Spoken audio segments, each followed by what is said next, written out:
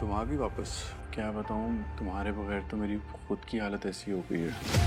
तलाक दे दो उसे, किस चीज का इंतजार है? वफा भी मेरी बीवी है। ऐसे लग रहा है जैसे दो कश्तियों का मुसाफिर हूँ। तो बेटा, कौन सी चीज है जो आपको वफा में पसंद है और मुझ में नहीं? हम दोनों एक दूसरे से शादी करना चाहते हैं, तो आप कौन होती है हमारे बीच में फासले पैदा करने वाली? ड्रामा सीरियल गैर की अगली एपिसोड बहुत ज़्यादा इंटरेस्टिंग होने वाली है। इसमें आपने देखा कि मलाहत उस्मान से नाराज़ है क्योंकि वो वफ़ा को घर ले आया है। उस्मान मलाहत को समझाता है और बताता है कि वफ़ा पर जो भी इल्ज़ाम लगे वो सब गलत थे। मेरी ज़िंदगी, मेरा माजी सब तुम्हारे सामने खुली किताब की तरह है।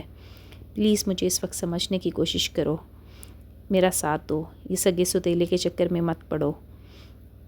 जबकि उस्मान वफ़ा के साथ भी वक्त गुजारता है। वो दोनों बाप बेटी मिलकर खूब गिले शिकवे करते हैं। उस्मान वफ़ा से माफ़ी मांगता है। वफ़ा दिल खोल कर रोती है। जब उसका दिल हल्का हो जाता है तो वो दोनों बाप बेटी एक दूसरे के और ज़्यादा करीब आ जाते हैं। उस्मान इसका हमेशा साथ देने और ख़्याल रखने का वादा करता है। इतने में तहरीन घर में एक सीन क्रिएट करती है।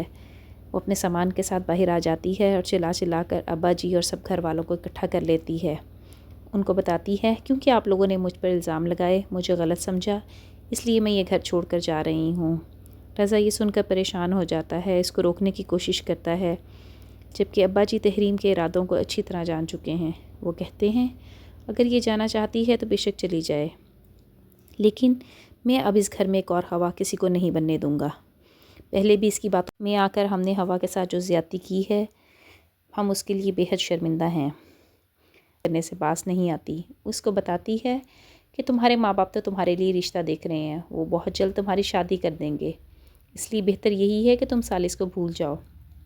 शिफा ये सुनते ही गुस्से में माँ से लड़ने पहुँच जाती है और पूछती है कि आप लोग मेरी शादी करवाना चाहते हैं, मुझे पुप्पो ने बताया है। फरियाल बेगम कहती हैं वो चाहते चाहते भी जहर उगलने से बास नहीं आई। फिर वो शिफा को शटअप कॉल देकर चुप करवाती हैं कि तुम खामोश रहो, हम जो करेंगे तुम्हारी बेहतरी के लिए ही करेंगे। दूसरी तरफ सालिस का वफ़ा के बगैर बुरा हाल है।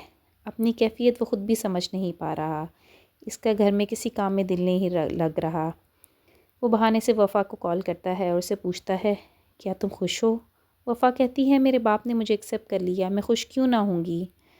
सालिस लाजवाब हो जाता है, लेकिन इसका वफ़ा के बगैर रहना मुश्किल होता जा रहा है।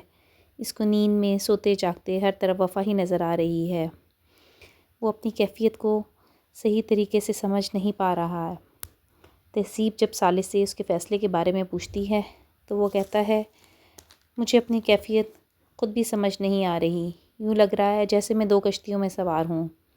जिस पर तहसीब उसे समझाती है कि दो कश्तियों पर सवार होकर डूबने से बेहतर यही है कि इंसान एक कश्ती में सवार हो जाए। शिफा सालिस को फ़ोन कर के उस पर ज़ोर दे रही है कि वफ़ा को तलाक दे दो। सालिस तुम्हें अब किस चीज़ का इंतज़ार है? अगर तुम्हें ये गिल्ट था कि वो कहाँ जाएगी तो अब तो वो गिल्ट भी ख़त्म हो जाना चाहिए। उस्मान चचा तो वफ़ा को पलकों पर बिठाए हुए हैं। जिसके जवाब में सालिस शिफा को बल्कि इससे ज़्यादा ख़ुद को कहता है कि वफ़ा अब भी मेरी बीवी है। ये बात शिफा को आग लगा देती है। उसे लगता है कि सालिस पर अब भी तहज़ीब का असर है और वही इसको सिखा रही है।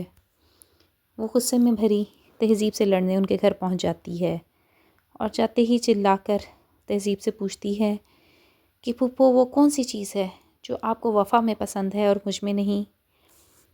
मैं और सालिस दोनों एक दूसरे को पलती रहे।